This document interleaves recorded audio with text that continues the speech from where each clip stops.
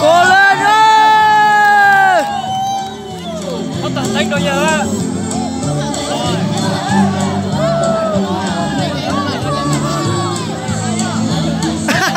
Chín thôi rồi, chín rồi.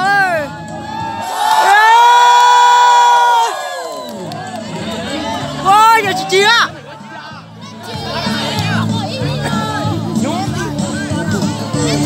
Chị có sát không?你chỉ cho có sát nó có vùng xe đi liệu. Ni chỉ cho có sát nó có nó vùng vấn đề. Nó ai nữa? Chị đổ lại đi.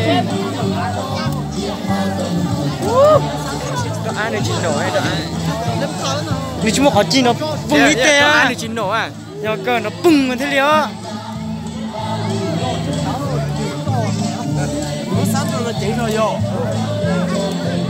Cổ đi sang kia thọ yếu cho lúc sau đó nào. Cổ đi sang kia.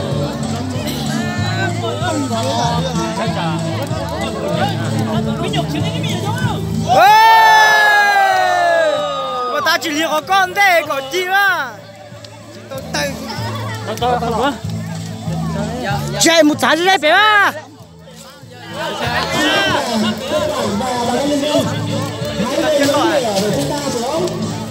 Cái kia chia ra chia cái kia nó cho người ta.